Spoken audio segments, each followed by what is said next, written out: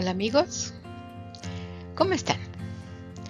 ¿Qué tal en estas épocas de fiesta navideña? ¿Cómo les ha tocado vivirlas? Espero que con mucha esperanza, mucha alegría y compartiendo esa alegría con los demás, principalmente con la familia, claro está.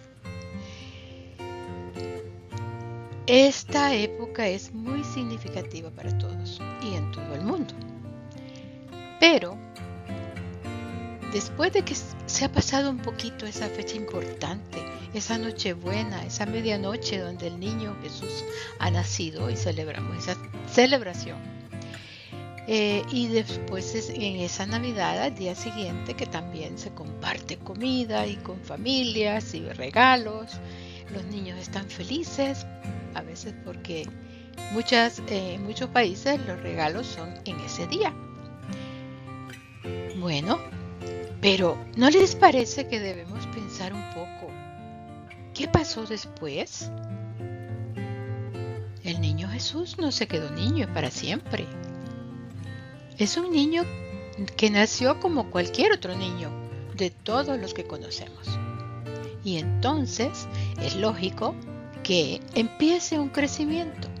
Después de la llegada de Jesús a este mundo, a Urantia, pues tenía que tener un desarrollo y una experiencia de vida igual a la de cualquier niño. Veamos pues, o pensemos un poco, ¿qué pasó después? El libro de Urantia nos da algunas pistas. Divide la vida de Jesús en varias etapas. Después de su nacimiento, toma en cuenta los primeros años de su infancia y después toma otra porción de los años posteriores a la infancia. Y así va contando todas las experiencias y las enseñanzas de Jesús para nosotros en este mundo y en este universo. Entonces veamos.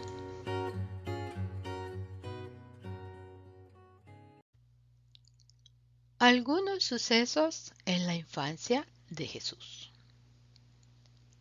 Según lo relata el libro de Urantia. En el documento 123 es donde empieza el relato de la infancia de Jesús. Y empieza así. Debido a las incertidumbres y ansiedades de su estadía en Belén, María no destetó al niño sino al llegar sin contratiempos a Alejandría, donde la familia pudo llevar una vida normal. Aquí nos da a entender que pues tuvieron sus vicisitudes, ¿no? Sus preocupaciones, como cualquier familia de este planeta. Vivieron con parientes y José pudo mantener a su familia porque consiguió trabajo después de su llegada. Por varios meses trabajó de carpintero. Luego lo promovieron a capataz de un grupo grande de obreros que estaban empleados en construcción de uno de los edificios públicos erigidos en esa época. Esta nueva experiencia le dio la idea de volverse contratista y constructor al regresar a Nazaret. Durante estos primeros años de infancia indefensa de Jesús, María mantuvo una larga y constante vigilia sobre él para evitar que ocurriera algo que pudiese poner en peligro su bienestar o de alguna manera estropear su futura misión en la tierra. Jamás hubo madre tan dedicada al bienestar de su hijo. En el lugar en que Jesús se encontraba, habían 2 otros niños aproximadamente de su misma edad. Y en el vecindario otros 6 niños cuyas edades les permitían ser aceptables compañeros de juego. Al principio, María trataba de mantener a Jesús muy a su lado. Temía que le ocurriese algo si se le permitía jugar en el jardín con los otros niños. Pero José, con la ayuda de sus parientes, consiguió convencerla de que esa actitud privaría a Jesús de la útil experiencia de aprender cómo conducirse con otros niños de la misma edad. María se dio cuenta de que tanta y tan exagerada protección podría resultar en que el niño se volviera cohibido y un tanto excéntrico. Por consiguiente, acabó por permitir que el hijo prometido creciera como cualquier otro niño. Pero, aunque cumplió con esta decisión, no dejaba de vigilar constantemente a los pequeños cuando jugaban ellos en la casa o en el jardín. Solo el amor afectuoso materno puede comprender los temores que María llevaba en su corazón por la inseguridad de su hijo durante los primeros años de su infancia y niñez. Durante los 2 años de su estadía en Alejandría, Jesús gozó de buena salud y siguió creciendo normalmente. Aparte de algunos amigos y parientes, a nadie se le dijo que Jesús fuera el Hijo prometido. Uno de los parientes de José se lo reveló a unos amigos de Memphis, descendientes del distante Ignatón, y estos se reunieron con un pequeño grupo de creyentes de Alejandría en la suntuosa casa del pariente y benefactor de José, poco antes del retorno de la familia nazarena a Palestina, para augurarles buenaventura y homenajear al niño. Miren qué interesante este párrafo. Ahí nos relata ciertas influencias, ¿no? Dice, un pariente reveló a los amigos de Memphis.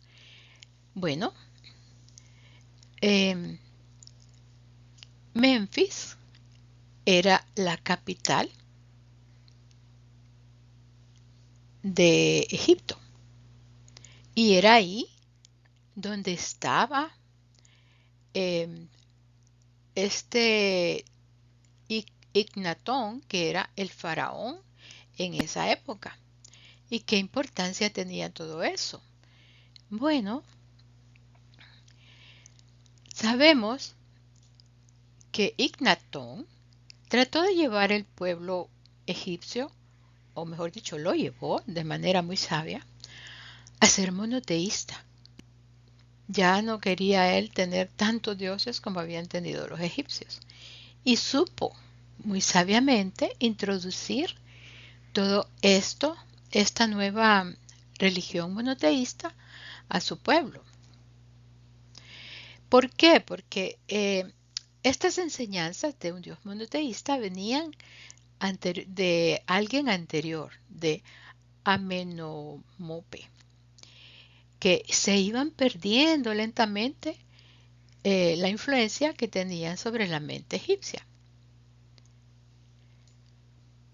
Entonces, la mamá de Ignatón practicaba también esta religión monoteísta y se la inculcó a Ignatón, el faraón de Egipto, y aceptó las doctrinas del Dios único.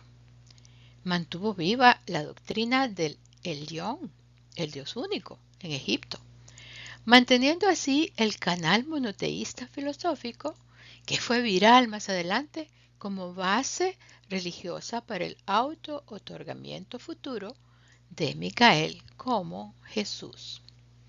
Como les dije, Memphis fue la capital del imperio del antiguo Egipto y del Nomo del Bajo Egipto. Y estaba situado ahí en la delta del río Nilo, en una región que se encuentra entre el Bajo y el Alto Egipto.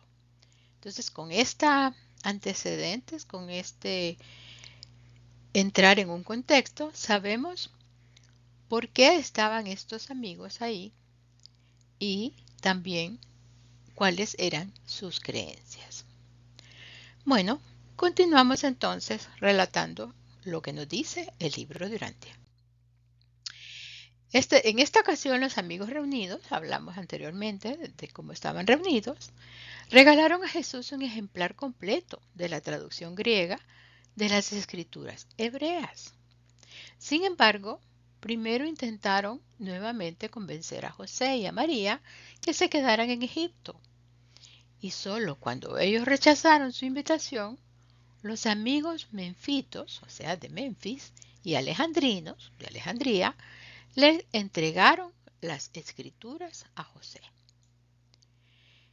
Estos creyentes afirmaban que el Hijo del Destino, Jesús, ejercería una influencia mundial mucho más grande como residente en Alejandría que de cualquier lugar determinado en Palestina.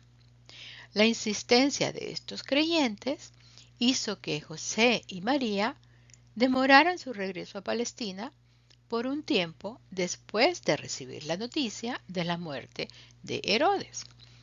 Entonces, ¿cómo es que nos están hablando aquí de varias ciudades y también nos mencionan Palestina? Bueno, Palestina es un país pequeño situado en el Oriente Medio, claro, a orillas del mar Mediterráneo y que encierra una gran variedad de paisajes.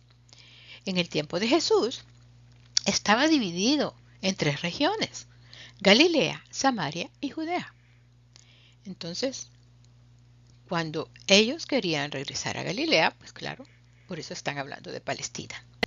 Galilea y Samaria eran las regiones más fértiles, mientras que Judea era un poco pedregosa y un poco árida.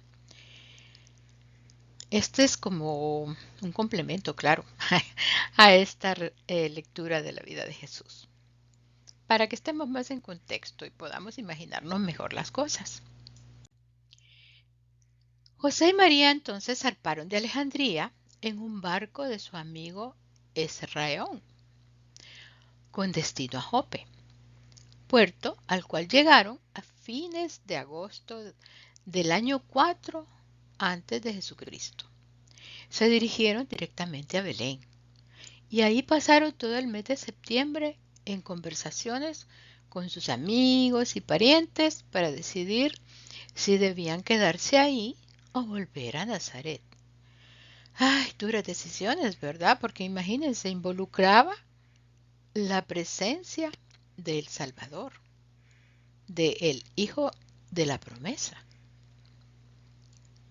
Han de haber estado muy preocupados y claro, muy compenetrados en tomar estas decisiones.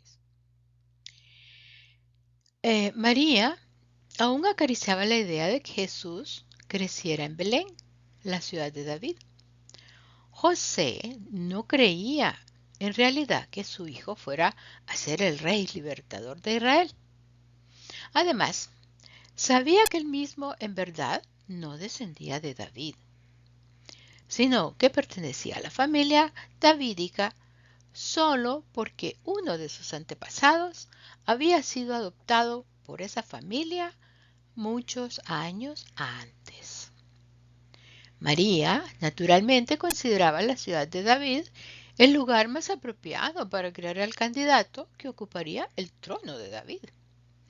Pero José prefirió echar su suerte con Herodes Antipas, más bien que con su hermano Arquelao. Arquelao y Antipas, los dos eran hijos de Herodes, el que quiso matar a Jesús para eliminarlo como un rival, como rey. Mucho temía José por la seguridad del niño en Belén o en cualquier otra ciudad de Judea, y concluía que era más probable que Arquelao, más bien que Antipas en Galilea, continuara con la amenazadora política de su padre Herodes. Esto quiere decir que los tres eran Herodes. Y eso a veces lleva una confusión, ¿no? Entonces, ¿qué es lo que significa Herodes? Ha de ser algún título, porque tenían el padre de Arquelao y de Antipas, era el otro, el Idumeo. Entonces, vemos que entre los griegos, la palabra Herodes significa héroe, guerrero, semidios o hijo de un dios y un mortal, así como Hércules, digamos, ¿verdad? Alguien que se consideraba por encima del resto de los hombres.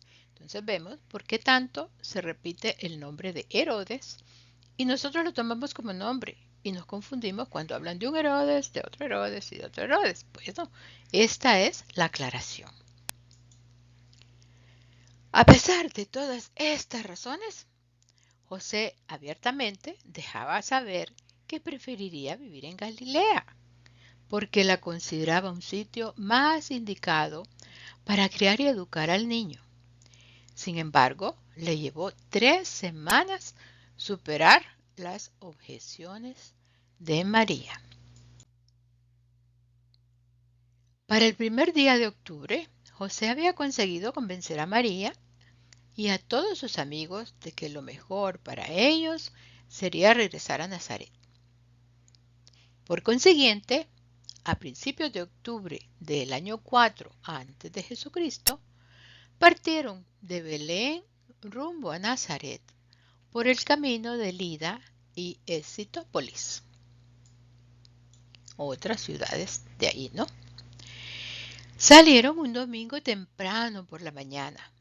María y el niño cabalgaban la bestia de carga que acababan de adquirir, mientras que José y 5 parientes los acompañaban a pie. La familia de José no quiso permitir que viajasen solos. Temían ir a Galilea, camino de Jerusalén y el valle del Jordán, y las rutas occidentales que no eran del todo seguras para los 2 viajeros solitarios y con un niño pequeño. Era una situación lógica, ¿no les parece? Preocuparse por sus parientes. Eso les indica el amor familiar que existe o que existía, ¿verdad?, entre esa familia. Igual puede ser para nosotros en nuestra familia. Un amor solidario y un amor muy grande y muy bello, claro. Bueno, ya que ellos partieron de regreso a Nazaret, veremos qué pasó en esos momentos. Mientras tanto, ya Jesús pues iba creciendo poquito a poquito. Ya no era un bebé recién nacido, ya estaba más grandecito, ¿no? Después del 4.º día de viaje, el grupo llegó sano y salvo a su destino. Llegaron sin haber sido anunciados a la casa de Nazaret, que estaba ocupada desde hacía más de 3 años por uno de los hermanos casados de José. Este demostró gran sorpresa al verlos. Tan secreto se había mantenido su viaje que ni la familia de José ni la de María estaban enterados aún de su partida de Alejandría y de su llegada. Al día siguiente, el hermano de José se mudó con su familia y María, por primera vez desde el nacimiento de Jesús, pudo disfrutar con su pequeña familia de la vida en su propio hogar. Miren qué lindo. En menos de una semana, José consiguió trabajo como carpintero y estaban supremamente felices. Al fin, se establecían como familia en su propio hogar. Jesús tenía unos 3 años y 2 meses cuando volvieron a Nazaret. Como les dije, ya estaba un poquito más grande. Había soportado todos estos viajes muy bien. Gozaba de excelente salud y estaba lleno de entusiasmo y alegría infantil al tener un lugar propio para correr y jugar. Sin embargo, extrañaba mucho a sus compañeros de juego en Alejandría. El cuarto año de vida de Jesús fue un período de desarrollo físico normal y de enorme actividad mental. Mientras tanto, se había hecho muy amigo de un vecino aproximadamente de su edad, cuyo nombre era Jacob.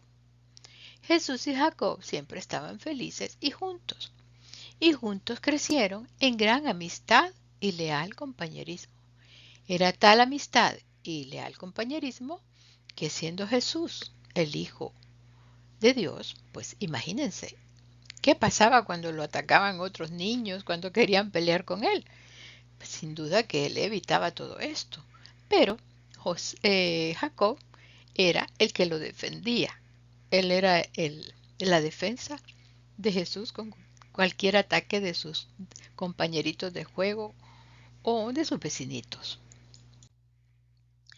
El próximo acontecimiento importante en la vida de esta familia de Nazaret fue el nacimiento del segundo niño, Santiago, ocurrido al alba del 2 de abril del año 3 antes de Jesucristo.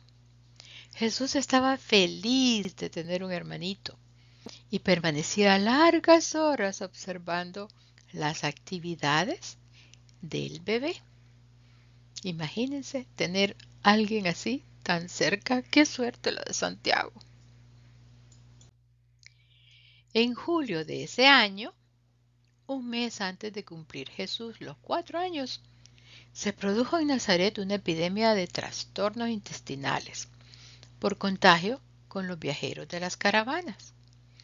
María se asustó tanto del peligro que pudiera correr Jesús de contagiarse con esta enfermedad epidémica que vistió a sus 2 hijos y huyó con ellos a la casa de campo de su hermano, varios kilómetros al sur de Nazaret, en la carretera de Meguido, cerca de Sarid. No volvieron a Nazaret por más de 2 meses. Jesús disfrutó mucho de esta su primera experiencia en una granja. Así que ya tenía una experiencia en la ciudad y otra experiencia en el campo. Poco más de un año después del regreso a Nazaret, el niño Jesús llegó a la edad de su primera decisión personal y sinceramente moral. Y para entonces llegó a morar en él un ajustador de pensamiento, el don divino del Padre del Paraíso. Lástima que estos reveladores en el libro de Urantia no nos digan cuál fue esa su primera decisión personal y moral que le permitió la llegada de este ajustador de pensamiento, el don divino del Padre del Paraíso. Entonces, este ajustador había servido anteriormente a Maquiventa Melquisedec, o sea, que ya había obtenido una experiencia en relación con la encarnación de un ser supermortal en la semejanza de la carne mortal. Este acontecimiento ocurrió el 11 de febrero del año 2 antes de Jesucristo. O sea que no fue cualquier ajustador de pensamiento, era uno ya muy experimentado.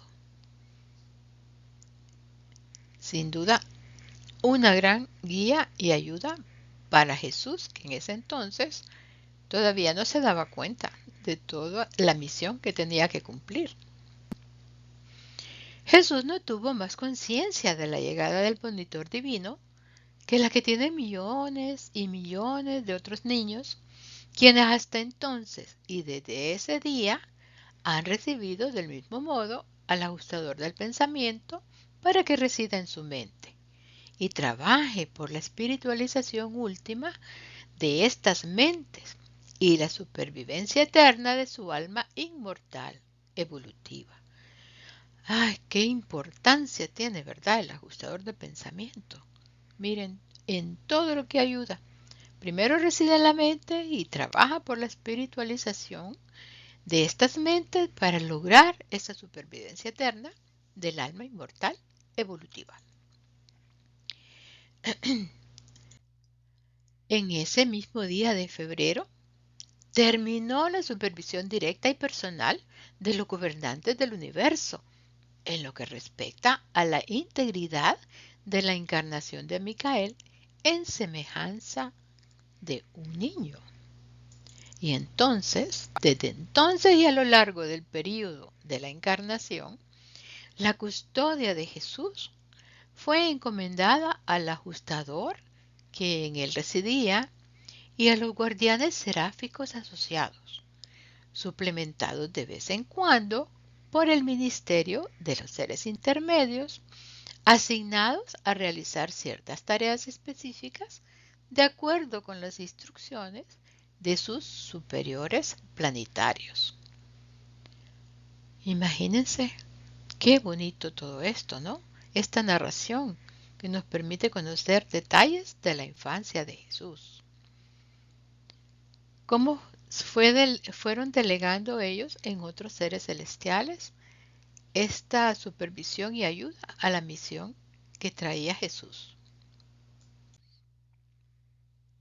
En este año, el año 2 de, antes de Jesucristo, poco antes de su quinto cumpleaños, Jesús tuvo la gran alegría de la llegada de su hermana Miriam, que nació durante la noche del 11 de julio. Jesús ya tenía 2 hermanos, un varón y una niña. A la tarde del día siguiente, Jesús tuvo una larga conversación con sus padres sobre cómo nacen al mundo distintos grupos de cosas vivas como seres individualizados. La parte más valiosa de la temprana educación de Jesús la obtuvo gracias a las respuestas que sus padres daban a sus preguntas inteligentes y curiosas. Porque eso sí, según nos dicen, Jesús era muy preguntón. Quería saber la razón de todo. Y claro, sacaba sus propias conclusiones, muy sabias, porque imagínense estas preguntas a la edad que tenía. Bueno, también ahora los niños nacen muy despiertos. Pocos hogares en el mundo gentil de aquellos días podían ofrecer a un niño una mejor educación intelectual, moral y religiosa que los hogares judíos de Galilea. Estos judíos contaban con un gran programa sistemático para la crianza y la educación de sus hijos. Dividían la vida de un niño en 7 etapas. Miren cómo eran de organizados. Primera etapa era el niño recién nacido, del primero al 8º día. Segundo, el niño de pecho. Tercero, el destete. Cuarto, el periodo de dependencia de la madre, que era hasta fines del 5º año de vida.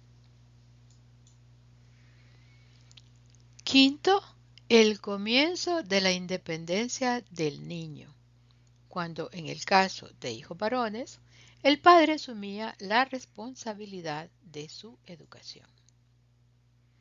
Sexto, la adolescencia de los niños y de las niñas. Y séptimo, los jóvenes varones y las jóvenes mujeres.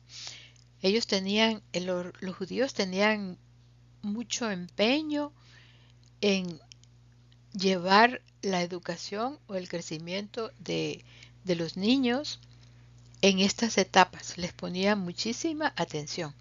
Y la verdad que aquí solo nos dice En el número 4, el periodo de dependencia de la madre, que era hasta finales del quinto año de vida. En las otras etapas, pues la verdad no nos dan ninguna fecha o cuánto duraban. Era costumbre de los judíos de Galilea que la madre tuviera a su cargo la educación del niño hasta el quinto cumpleaños. Después, si el niño era varón, el padre se encargaba de su educación. Ese año, por consiguiente, Jesús entró en la quinta etapa de la vida de un niño judío de Galilea.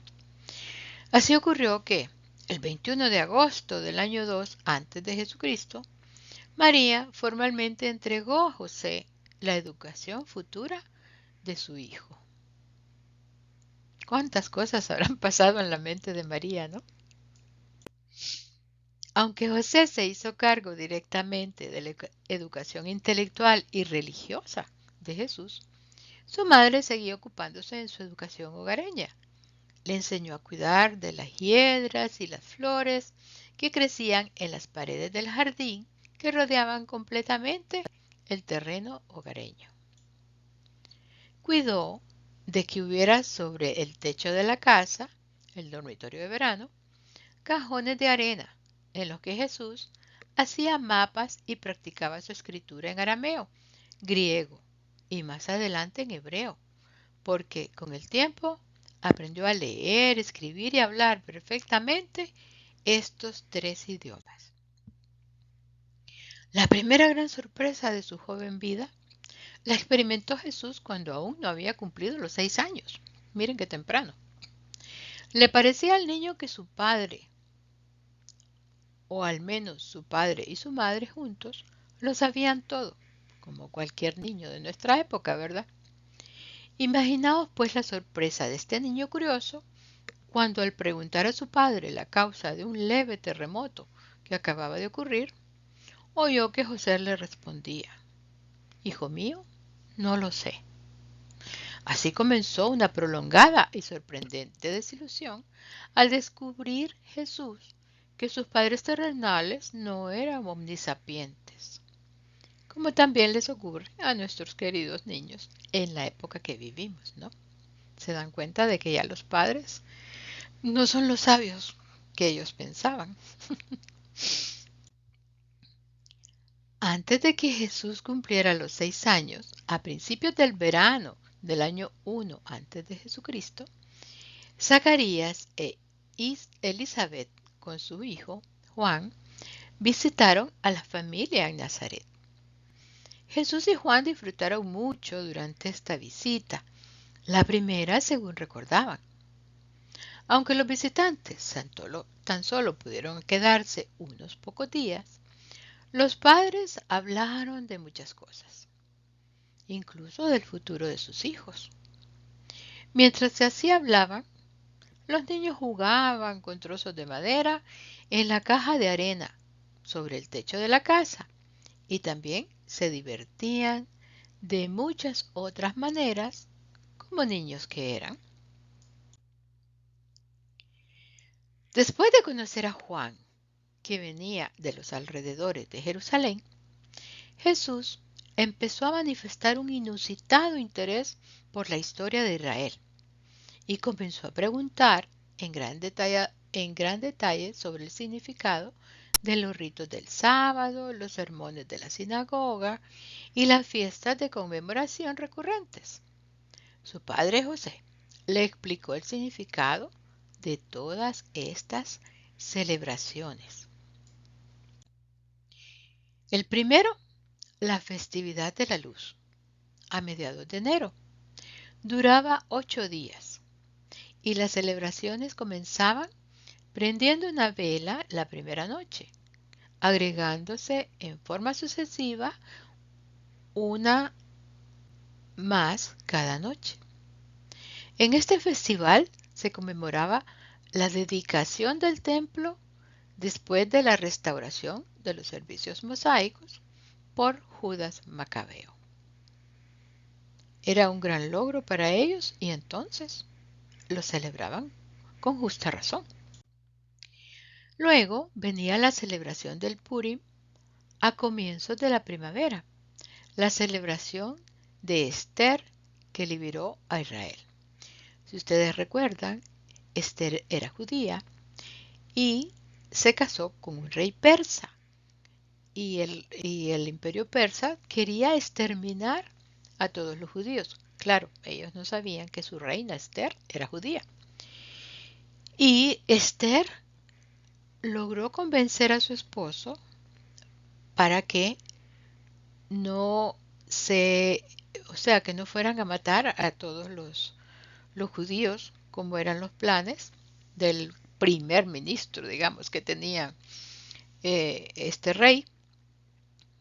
Y por muchas cosas que Esther hizo y que le abrió los ojos a este rey, pues él se, se conmovió y dijo que no se matara o sea, quería decir que no se matara a todos los judíos, pero como ya era un decreto real, tampoco podía echarse para atrás. Pero el tío de Esther había llegado también a ser primer ministro. Entonces, él tenía la potestad de no cambiar ese decreto, pero sí emitir otros. Entonces, como era un decreto que en determinada fecha iban a matar a todos los judíos, él lo que hizo fue emitir otro decreto y decir que esa fecha los judíos tenían que armarse y defenderse. Y cuando los persas supieron esto, pues claro, les entró un poco de temor, pero siempre tuvieron esa batalla que gracias a Dios ganaron los judíos. Esa es la celebración de el Purim y que comienza, que Esther fue la que lo provocó, digamos. Y ahí en ese entonces, pues los judíos celebran y son muy caritativos con otros. Luego seguía la solemne Pascua, la cual los adultos celebraban en Jerusalén, siempre que fuera posible, mientras que los niños en el hogar debían recordar que no se comía pan con levadura durante toda la semana. Más adelante era el festival de los primeros frutos. Era la recolección de la cosecha. Y por último, la festividad más solemne de todas ellas, la fiesta del Año Nuevo, el día de la expiación. Aunque algunas de estas celebraciones y ritos eran difíciles de comprender para la mente del joven Jesús, las consideró con suma seriedad y luego participó con gran alegría en la fiesta de los tabernáculos, el festival anual de vacaciones del pueblo judío, época en que se acampaba afuera en casillas o casitas hechas de hojas y se entregaban con júbilo a la alegría. Aquí pues les muestro unas láminas donde está la forma en que ellos acampaban alrededor, claro, de una casa principal donde estaban los sacerdotes, ¿no? Y celebraban y celebraban. En familia, cada quien en su casa hecha de hojas, ¿no? Durante este año, José y María no sabían qué hacer con la forma en que rezaba Jesús. Jesús insistía en dirigirse a su Padre Celestial como si estuviera hablando con José, su Padre terrenal. Este alejamiento de las formas más solemnes y reverentes de comunicación con la deidad preocupaba a sus padres, especialmente a su madre, pero no podían persuadirlo de que cambiase. Recitaban sus oraciones tal como se les había enseñado, después de lo cual insistía en tener una pequeña charla con mi Padre en el cielo. En este año, Jesús aprendió a mitigar sus fuertes emociones y vigorosos impulsos y adaptarse a las demandas de la cooperación familiar y de la disciplina hogareña. María era una madre amante, pero creía en una disciplina bastante estricta.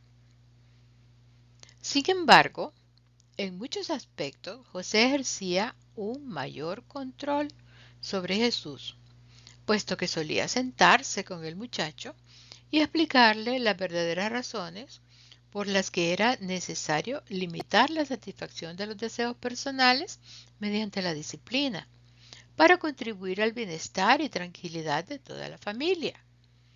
Cuando se le explicaba la situación, Jesús siempre cooperaba inteligente y voluntariosamente con los deseos paternos y con las reglas familiares.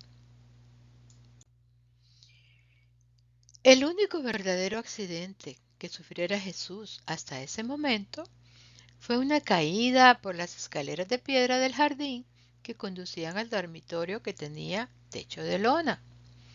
Sucedió en julio, durante una inesperada tormenta de arena con vientos del este. Los vientos cálidos, que traían soplos de arena fina, se producían generalmente durante la temporada de lluvias, particularmente en marzo y abril. Una tormenta de este tipo era totalmente inesperada en el mes de julio. Cuando se desencadenó la tormenta, Jesús estaba jugando en el techo de la casa, como era su costumbre, porque durante buena parte de la temporada seca, este era su lugar preferido de juegos. La arena lo encegueció mientras bajaba las escaleras. Por eso se cayó. Después de este accidente, José muy diligentemente construyó una balustrada a ambos lados de la escalinata, claro, para evitar futuros accidentes. Este accidente no habría podido ser prevenido de ninguna manera. No se podía culpar de negligencia a los seres intermedios, los guardianes temporales, teniendo en cuenta que un ser intermedio primario y un ser intermedio secundario habían sido asignados para custodiar al niño. Tampoco se podía culpar al serafín guardián. Sencillamente no se podía haber evitado. Pero este ligero accidente que ocurrió mientras José estaba en Endor ocasionó tal ansiedad en la mente de María que ella trató, sin mucho tino, de mantener a Jesús a su lado por varios meses.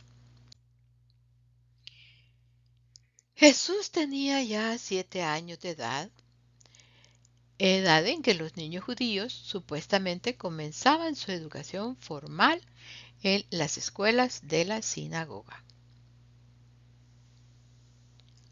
Por consiguiente, en agosto de este año comenzó en Nazaret su vida escolar llena de acontecimientos. Este niño ya leía, escribía y hablaba 2 idiomas, el arameo y el griego. Ahora le tocaba aprender a leer, escribir y hablar en hebreo. Y estaba lleno de entusiasmo por comenzar su nueva vida escolar, que estaba por llegar. Durante 3 años, hasta los 10 años, asistió a la escuela elemental de la sinagoga de Nazaret. Durante estos 3 años estudió los rudimentos del libro de la ley, tal como se lo conoce en la lengua hebrea. Un duro estudio, ¿no? Durante los siguientes 3 años, estudió en la escuela avanzada y memorizó, mediante el método de repetición en voz alta, las enseñanzas más profundas de la ley sagrada. Se graduó de esta escuela de la sinagoga a los 13 años y los dirigentes de la sinagoga lo entregaron a sus padres como un educado hijo de los mandamientos. De ahí en adelante, era un ciudadano responsable de la comunidad de Israel, con derecho a asistir a la Pascua en Jerusalén. Por consiguiente, ese año concurrió a su primera Pascua, en compañía de su padre y de su madre. Imagínense qué alegría. Asistir a la celebración de la Pascua en Jerusalén ha de haber sido muy significativo para Jesús y las tradiciones que él conocía. Además de la educación escolar formal, Jesús comenzó a hacer contacto con la naturaleza humana proveniente de todos los rincones del mundo, porque por el taller de reparación de su padre pasaban viajeros provenientes de muchas tierras distintas. Más tarde, cuando creció, conversaba libremente con los integrantes de las caravanas que se detenían cerca de la fuente para descansar y comer. Puesto que hablaban muy bien el griego, no tenía problemas de comunicación con la mayoría de los viajeros y conductores de las caravanas. Una buena educación social, ¿verdad? Claro, la educación de Jesús abarcó prácticamente todo. Su tercer hermano, Simón, nació por la tarde del viernes 14 de abril de este año 2 después de Jesús, cuando Jesús tenía 8 años. En febrero, Nacor, uno de los maestros de la Academia Rabínica de Jerusalén, vino a Nazaret para observar a Jesús, habiendo cumplido una misión similar en la casa de Zacarías, cerca de Jerusalén. Vino a Nazaret por consejo del padre de Juan.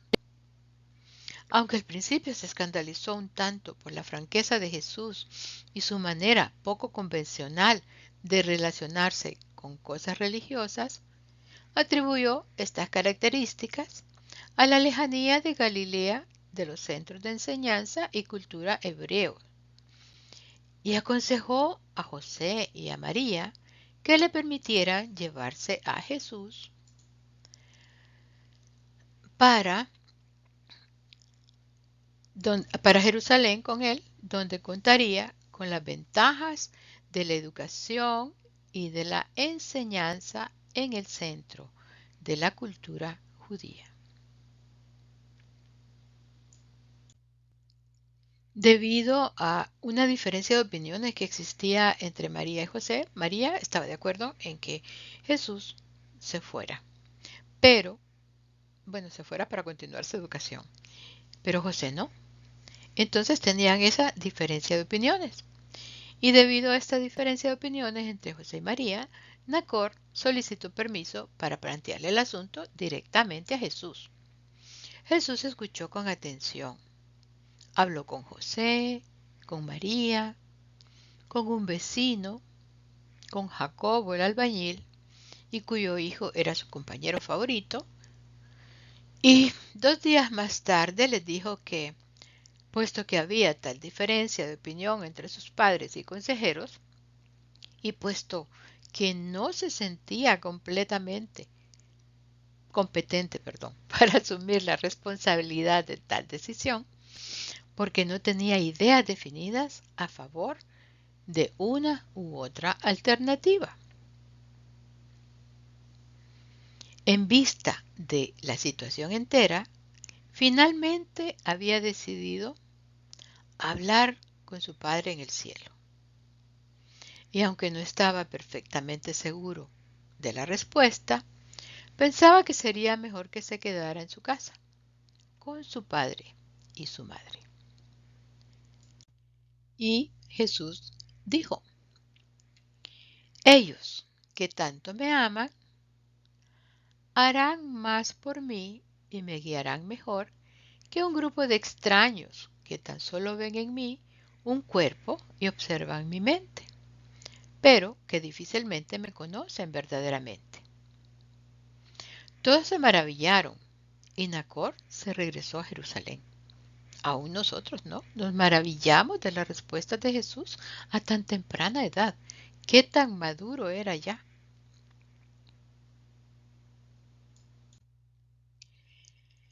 Pasaron muchos años antes de que se considerara nuevamente la posibilidad de que Jesús se fuese de su hogar.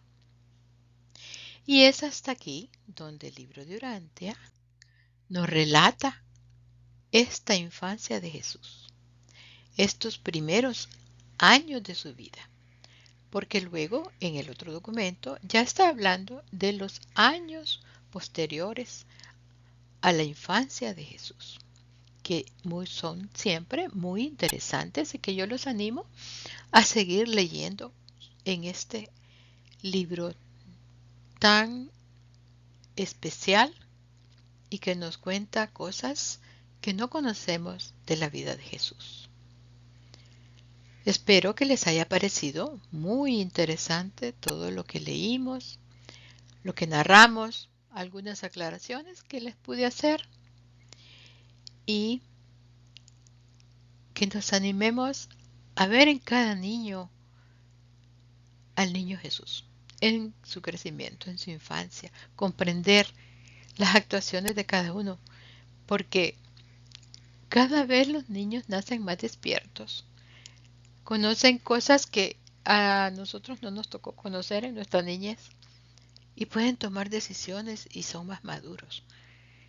Tanta similitud con Jesús cuando era niño que precisamente la narración y el conocimiento de la vida de Jesús en cada una de sus etapas nos lleva a comprender mejor a nuestros semejantes, en este caso a nuestros queridos niños, que son el futuro de todo este planeta, y los niños quizás de otros mundos, que también son los responsables en un futuro de cada uno de sus planetas.